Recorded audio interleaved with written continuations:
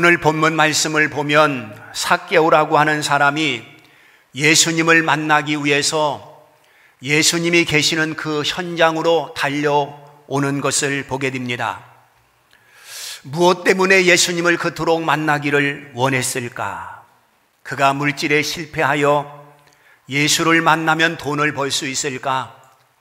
아닙니다. 그는 부자라고 소개를 하고 있습니다. 또한 예수님을 만나면 지위를 얻을 수 있을까 생각해서 예수님 앞에 나왔는가? 그것도 아닙니다. 그는 세리장이라고 하는 지위를 가지고 있었습니다.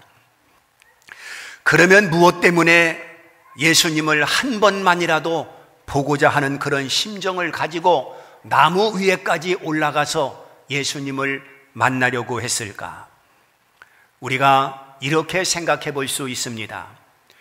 그가 세리장이 되고 부자가 된 것은 저절로 된 것이 아닐 것이고 우연히 된 것도 아닐 것입니다.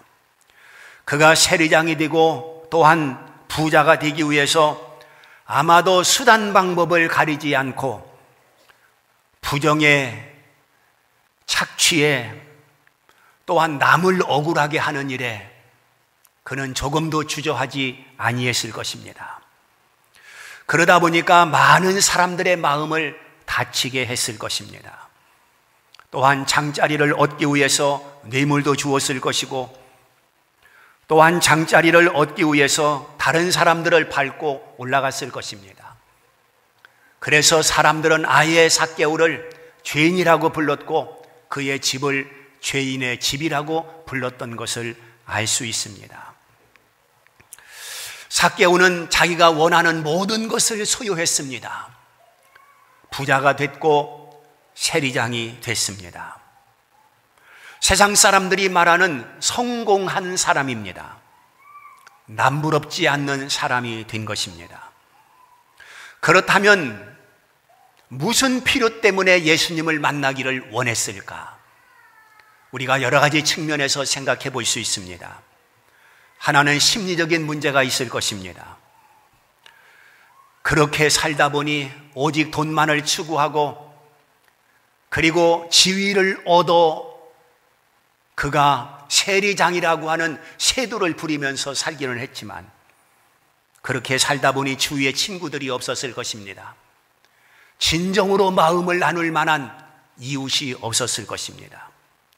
그래서 그는 항상 공허했고 텅 빈 세상 외롭게 살 수밖에 없었을 것입니다. 또한 양심적인 문제가 있었을 것입니다.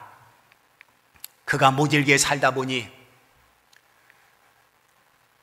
지금은 양심의 가책이 있었을 것이고 남들이 손가락질할 때에 자기를 돌아보면서 뭔가 양심에 호소하는 바가 있었을 것입니다. 그런가 하면 인생에 문제가 있었을 것으로도 생각해 봅니다.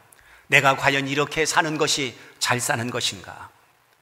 돈이 전부이며 지위가 전부인가?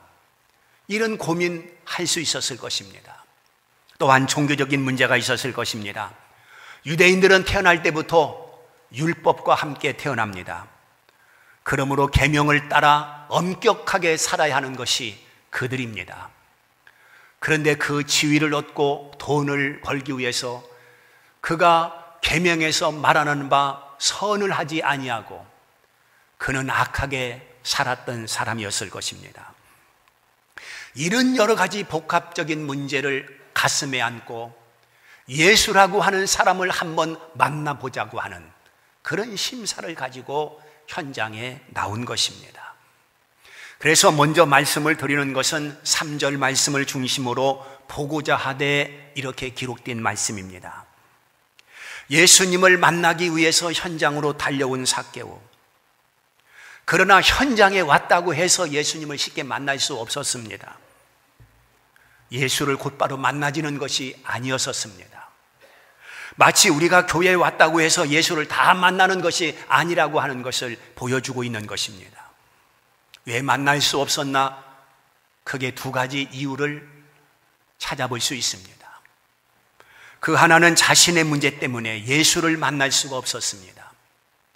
삭개오에게 어떠한 문제를 가지고 있었느냐? 키가 작다는 이유가 있었습니다. 사람들에게 가리워서 그 작은 키를 가지고는 예수님의 얼굴을 볼 수가 없었습니다. 아무리 발돋움을 해도 예수님을 볼 수가 없었습니다. 오늘날 예수를 만나기를 원하는 사람들이, 예수를 만나야 될 사람들이, 예수를 만나지 못하는 것은 자기 문제 때문에 예수를 만나지 못하는 사람들이 얼마나 많은지 모릅니다. 간절함이 예수를 만날 수 있는데 아무리 간절하게 예수를 만나려고 해도 내 마음속에 간절함이 없습니다. 또한 예수님을 만나기 위해서는 세상의 모든 것들을 놓고 오직 예수님에게 집중해야 되는데 우리는 세상 것에 아직도 연연하고 있고 세상 것을 놓을 수 없는 미련이 남아있고 세상을 너무 사랑하기 때문에 주님을 깊이 만나지 못하는 오늘의 모습을 보게 되는 것입니다. 삭개오가 예수님을 만날 수 없는 두 번째 이유가 있다면 그것은 외부적인 문제 때문에 주님을 만날 수가 없었습니다. 오늘 본문 말씀을 보게 되면 사람들이 많았다라고 말씀하고 있습니다. 여기 사람들은 먼저 온 사람들인 것입니다. 예수님을 만나기를 원했지만 먼저 온 사람들에게 가리워서 예수님을 만나고 싶은 마음은 삭개오의 마음이었지만 예수님을 만날 수 없었다는 것입니다. 오늘날 교회도 이런 현상들이 일어나고 있음을 우리는 보고 있는 것입니다. 지금 처음 교회에 온 새 가족들이 예수 그리스도를 만나기 전에 먼저 믿는 사람들을 만나게 됩니다. 예수님을 보기 전에 사람을 먼저 본다, 그런 말입니다. 그런데 먼저 온 사람들의 그 모든 말 한마디, 행동 하나가 향기가 되지 못할 때가 많이 있습니다. 처음 온 사람에게 뭔가 감동이 되고 처음 온 사람들에게 뭔가 은혜가 되고 정말로 내가 올 곳에 왔다고 하는 그런 마음을 가지도록 만들어줘야 되는데 그렇지 못함을 보게 됩니다. 한마디로 신앙적인 모범이 되지 못한다, 그런 말입니다. 그리고 새 가족을 사랑하고 감싸 안아야 되는데 너무 냉정하고 무관심하다, 그런 말입니다. 그래서 기대에 미치지 못하기 때문에 실망하고 돌아서는 사람들이 한두 사람이 아닌 것을 볼 수가 있습니다. 그러나 삭개오는 자신의 문제가 있음에도 불구하고 외부적인 문제가 있음에도 불구하고 그것 때문에 좌절하고 그것 때문에 실족하고 그것 때문에 시험 들지 아니했습니다. 그는 반드시 예수님을 만나야 되겠다고 하는 그 한 가지 마음을 버리지 아니하고 그는 새로운 돌파구를 마련하는 것을 볼 수 있습니다. 그는 생각 끝에 옆에 있는 돌 무화과나무에 올라가는 것을 보게 됩니다. 거기 예수님을 보기 위해서 수많은 사람들이 모여 있는데 나무에 올라간 사람은 유독 삭개오 한 사람밖에 없었습니다. 5절에 있는 말씀을 보면 예수님이 삭개오를 쳐다보았다라고 기록하고 있는 것을 보게 됩니다. 삭개오가 나무에 걸터 앉아있는 그 모습이 너무 우스꽝스러워서 쳐다보았겠습니까? 아니면 나무에 걸터 앉아있는 삭개오가 너무 위태롭기 때문에 위험스러워서 예수님께서 쳐다보았겠습니까? 그렇지 않습니다. 우리 예수님께서는 그의 간절한 눈빛을 보신 것입니다. 나무까지 올라가서 예수님을 만나고자 하는 그 간절한 심정을 예수님께서 보신 것입니다. 보통 사람들은 무언가를 하다가 제대로 안 되면 쉽게 포기를 합니다. 쉽게 돌아섭니다. 그런데 여기 삭개오는 예수님을 만나고자 하는 그 간절한 마음이 부자라고 하는 것, 세리장이라고 하는 것, 이런 체면치레를 다 벗어버리고 어린아이가 돼서 나무에 올라가 예수님을 보고자 할 때에 그 열정을 예수님께서 그냥 지나치지 아니하시고 가던 발길을 멈추시고 바로 삭개오를 쳐다보았다고 본문은 말씀하고 있는 것입니다. 예수님이 나를 쳐다보도록 하는 것, 예수님께서 나에게 관심을 갖도록 하는 것, 이것이 바로 주님을 만날 수 있는 길이라고 하는 것을 오늘 우리에게 보여주고 있는 것입니다. 5절에 있는 말씀을 보게 되면 예수께서 그곳에 이르자 쳐다보시고 이렇게 기록을 해놓고 있습니다. 지금 삭개오는 위험한 나무에 걸터 앉아 있었지만 그 자리는 주님이 보시는 자리가 됐다는 사실입니다. 사실 삭개오가 앉아있는 이 자리는 참 위험스러운 자리입니다. 불편한 자리입니다. 힘든 자리입니다. 그래서 다른 사람들이 마다하는 자리입니다. 그래서 다른 사람은 거기에 올라가지 아니했습니다. 오직 삭개오만 올라갔습니다. 그러나 바로 그 자리가 예수님을 만나는 자리가 됐다는 놀라운 사실입니다. 두 번째는 예수님을 영접함에 대해서 말씀을 드립니다. 5절의 말씀을 계속 보게 되면 삭개오야 속히 내려오라 이렇게 말씀을 하고 있습니다. 얼마나 놀라운 말씀입니까? 예수님께서는 삭개오를 지금 친구처럼 부르고 있습니다. 다정하게 부르고 있습니다. 삭개오의 이름을 언제 알았는지 이미 주님은 알고 계셨습니다. 바로 주님에게 소원을 두고 있는 자, 주님을 간절히 찾고 찾는 자를, 주님은 그 이름까지, 그 문제까지, 그 소원까지 주님께서 샅샅이 알고 계시다고 하는 것을 우리들에게 보여주고 있는 것입니다. 삭개오가 유명인이기 때문에 주님이 그 이름을 아는 것이라든지, 또한 삭개오가 부자로 살기 때문에 주님께서 그 이름을 아는 것이라든지, 그렇지 않습니다. 바로 삭개오의 그 심령을 주님께서 꿰뚫어 보시고 저렇게도 주님을 간절히 사모한다면 내가 만나주지 않을 이유가 없다고 주님은 생각하신 것입니다.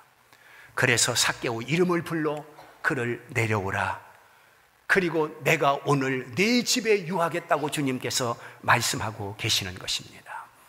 오늘 5절에 있는 말씀을 보게 되면 오늘 네 집에 유하여야 하겠다 이렇게 말씀을 하고 있습니다. 우리 예수님께서 주무실 데가 없어서 하룻밤 삭개오의 집에서 신세를 지겠다는 것이겠습니까? 아니면 공중에 나는 새도 집이 있고 여우도 굴이 있으되 인자는 머리 둘 곳이 없다고 말씀하신 그 주님께서 머리 둘 곳이 없기 때문에 삭개오 집에서 하룻밤 쉬겠다는 것이겠습니까? 아닙니다. 우리 주님께서는 세상 사람들이 삭개오의 집을 죄인의 집이라고, 그 집을 외면했고 그 집을 사람들은 돌아보지 아니했습니다. 그러나 주님은 그 집에 들어가기를 원하신 것입니다. 삭개오를 사랑한 것입니다. 그리고 주님께서 그 집에 계시면 바로 그 집이 주의 궁정이 되는 것입니다. 다른 곳에서 첫날보다 주의 궁정에서 한 날이 더 귀하다고 하는 것을 우리는 시편 84편을 통해서 이미 알고 있지 않습니까? 예수님이 계신 곳이 궁정이에요. 예수님이 계신 곳이 천국입니다. 예수님이 계신 곳이 바로 삭개오가 변화될 수 있는 유일한 장소가 됐다는 것을 우리에게 보여주고 있는 것입니다. 그래서 8절에 있는 말씀을 보게 되면 내 소유의 절반을 가난한 자들에게 주겠으며 만일 누구의 것을 속여 빼앗은 일이 있으면 네 갑절이나 갚겠나이다. 여러분, 주님을 만나고 나니까 이 삭개오가 엄청난 변화를 우리에게 보여주고 있습니다. 사람이 달라졌어요. 가치의 변화가 온 것입니다. 지금까지는 오직 돈만 위해서 살았다면 예수님을 만나고 보니까 돈이 전부가 아니라는 것을 깨닫게 되는 것이고, 지금까지는 지휘에서 사람들에게 지시하고 명령하는 것이 그에게 그것처럼 꿀맛이 없다고 생각했을지 모르지만 예수님을 만나고 보니까 지위가 절대가 아니라고 하는 것을 삭개오는 알게 된 것입니다.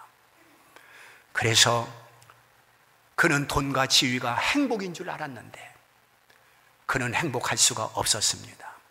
그런데 주님을 만나고 난 다음에 그는 나에서 너로 바뀌는 이런 전환의 역사가 삭개오에게 일어난 것입니다. 내가 주님을 만났다는 것을 어떻게 알 수 있습니까? 내가 주님을 정말로 만났다고 한다면 회개와 변화가 일어나는 것입니다. 회개는 반드시 변화가 따라오는 것입니다. 1인칭 삶에서 2인칭 삶으로 변화된 사람이 누굽니까? 바로 삭개오입니다. 그동안 움켜쥐면서 살았습니다. 아무리 사람들이 욕을 한다 할지라도 자기의 욕심을 벗어날 수가 없었습니다. 그런데 예수 그리스도를 만나고 난 다음에 나에서 너로 1인칭 삶에서 2인칭 삶으로 바뀌어지는 놀라운 변화가 일어나고 있는 것입니다. 그동안 삭개오는 남이 억울한 일을 당하든지 그저 남이 배를 골든지 나와는 상관이 없다고 생각했던 사람입니다. 그저 내 배만 부르면 되고 내 등만 따뜻하면 되지, 사람들이 죽든지 살든지 나와 무슨 상관이 있느냐, 이것이 바로 삭개오 인생이었었습니다. 그런데 예수 그리스도의 그분을 가까이 보고 가까이 만나고 무릎을 맞대고 보니까 내 소유의 절반을 가난한 자들에게 주겠사오며, 이런 고백이 누가 시켜서 고백한 것이 아닙니다. 예수님께서 그 고백을 강요한 것이 아닙니다. 예수님을 가까이 만나고 보니까 그 마음속에서 스스로 터져나온 이웃에 대한 사랑이고, 그리고 나만 알았던 자신이 너를 볼 수 있는 안목이 생겨지게 된 것입니다. 그래서 이런 고백을 하고 있는 것입니다. 오늘 우리에게 변화가 없다고 한다면 주님이 너무 멀리 있기 때문에 변화가 일어나지 않는 것입니다. 나에게 회개가 일어나지 않는다면 주님께서 너무 멀리 있기 때문에 그런 것입니다. 정말로 주님과 무릎을 맞대는 가까이 있다고 한다면 오늘 우리에게도 변화가 일어날 수밖에 없는 것입니다. 사랑하는 성도 여러분, 우리는 나에서 우리로 더불어 살 수 있는 성도들이 되어야 됩니다. 삭개오는 그동안 자기만 알았습니다. 그런데 이제는 달라졌습니다. 나눔의 사람이 됐습니다. 모든 것을 공유해야 된다고 하는 새로운 철학을 발견하게 된 것입니다. 그의 신념이 변화된 것입니다. 그동안 생각의 틀이 바뀐 것입니다. 얼마나 놀라운 사실입니까? 그래서 9절에 이렇게 말씀을 하고 있습니다. 예수께서 이르시되 오늘 구원이 이 집에 이르렀으니 이 사람도 아브라함의 자손이미로다. 우리는 이 말씀 가운데서 두 가지 단어를 발견하게 됩니다. 하나는 구원이라고 하는 단어요, 또 하나는 아브라함의 자손이라는 단어. 이 두 단어에 우리는 눈여겨볼 필요가 있는 것입니다. 여러분, 인생의 궁극적인 목적이 무엇이겠습니까? 인생의 궁극적인 목적은 오직 구원인 줄 믿습니다. 왜 그렇습니까? 우리는 죽기 때문에 그렇습니다. 한 번 죽는 것은 사람에게 정한 것입니다. 사람의 연수가 70이요 강건하면 80이라도 그 연수의 자랑은 수고와 슬픔뿐이라고 말씀하고 있습니다. 너의 생명이 무엇이뇨? 너희는 잠깐 보이다가 없어지는 안개라고 말씀하고 있습니다. 인생의 길이가 얼만큼이뇨? 손넓이만큼이라고 시편 기자는 읊고 있는 것입니다. 이렇게 죽어가는 인생이라고 한다면 궁극적인 목적은 구원이지 않겠습니까? 이 구원은 예수가 아니고서는 결코 줄 수가 없는 것입니다. 그래서 오늘 예수님께서는 삭개오에게 말씀하시기를 오늘 구원이 이 집에 이르렀으니, 구원을 선언했습니다.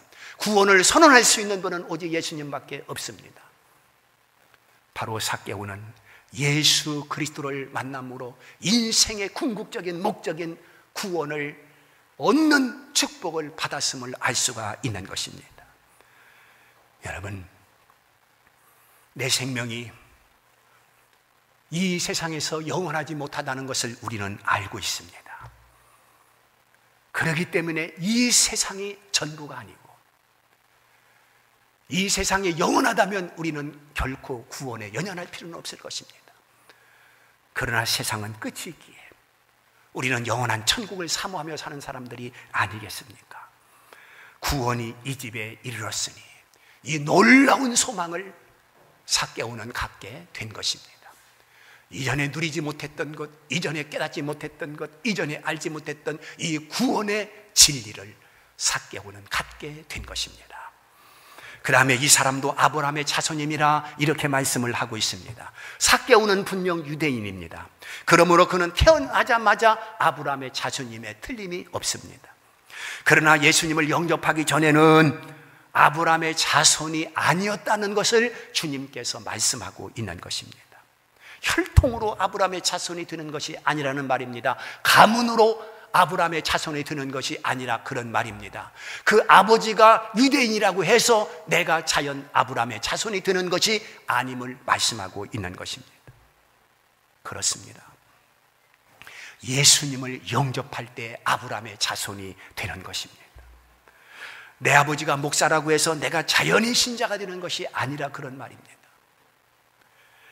예수 그리스도를 영접하지 아니하면 아브라함의 자손의 반열에 설 수 없다는 것을 우리에게 말씀하고 있는 것입니다. 반드시 예수님을 통해서 구원이 성립되며 예수님을 통해서 아브라함의 자손이 되는 영광을 얻을 수가 있는 것입니다. 말씀을 맺습니다. 오늘 10절에 있는 말씀을 보면 인자가 온 것은 잃어버린 자를 찾아 구원하려 함이라 이렇게 말씀을 하고 있습니다. 삭개오라고 하는 한 인생을 통해서 우리들에게 주시는 교훈은 바로 여기에 있습니다. 삭개오가 세리장이라고 하는 체면으로 살 때는 잃은 자였고 체면을 버리고 나무에 올라갈 때 그는 찾은 자가 됐습니다. 자기 배만 부르고 자기 등만 따뜻하면 살 수 있다고 오직 부자가 되기 위해서 발부둥 칠 때는 잃은 자였고 가난한 자에게 소유의 절반을 주겠다고 선언할 때 그는 찾은 자가 된 것입니다. 혈통적 아브라함의 자손으로 있을 때 그는 잃은 자였고 예수님을 만났을 때 비로소 찾은 자가 됐다고 하는 것을 우리에게 말씀하고 있는 것입니다. 그렇다면 오늘 우리는 잃은 자입니까? 찾은 자입니까? 내가 예수 안에 있습니까? 아니면 예수 밖에 있습니까?